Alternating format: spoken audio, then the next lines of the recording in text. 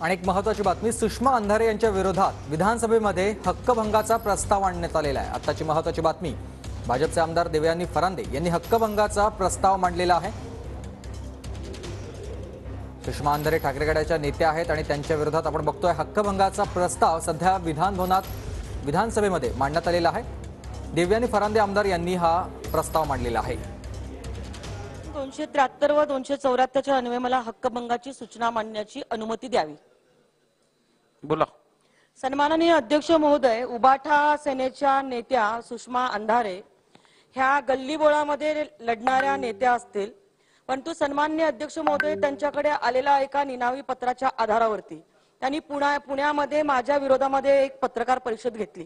उदाहरणार्थ, तुमच्याकडे एखादं निनावी पत्र नाना पटोलेंच्या नावाने आलं आणि तुम्ही मुंबईमध्ये बसून पत्रकार परिषद घ्यावी आणि त्या पत्रकार परिषदेमध्ये नाना पटोलेंचं नाव नको घेऊत, नाही तर परत ते उभे राहतील। नाही उभे राहणार अध्यक्ष महोदय। आणि नंतर ते पत्र तुम्ही सगळ्या पत्रकारांना वितरित करणं आणि ते पत्र मग नाना पटोलेंच्या मतदारसंघामध्ये जाणं।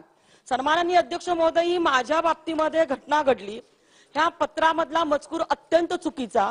मी गेली 30 वर्ष राजकारणामध्ये विविध पदावरती लोकप्रतिनिधी ह्या नात्याने निवडून येते। आजपर्यंत कधीही कोणावरती पुरावा नसताना कधी आरोप केला नाही।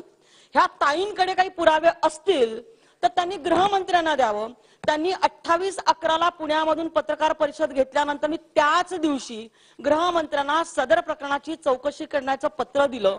आमच्या पोलीस आयुक्तांना मी त्या प्रकरणाचं चौकशी करण्याचं पत्र दिलं। सन्माननीय अध्यक्ष महोदय, आपल्याला आठवत असेल तर गेली 4 अधिवेशन सातत्याने ड्रग्सच्या विरोधामध्ये मी लढा देतीये। मी नाशिकला ड्रग्ज मुक्त करण्यासाठी सातत्याने लढती आहे।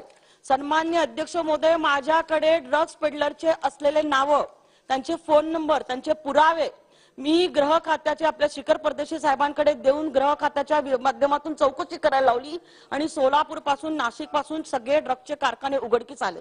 मी ह्या विषयावरती सातत्याने बोलतीये आणि हे ललित पाटील उबाठा सेनेचे असल्या कारणाने माझ्यावरती असे खोटे आरोप केले जातात। आपण माझ्याकडे अध्यक्ष महोदय नाही याच्यावरती बोलता येणार नाही। अध्यक्ष महोदय म्हणून माझी फक्त मागणी एवढी आहे। एक लक्षात घ्या, तुम्ही माझ्याकडे तुमच्या हक्कभंगाचा प्रस्ताव सादर करा, मला तो तपासायला लागेल, तपासून मी उचित निर्णय घेईन। चला पुढे बोला, असलम शेखजी बोला।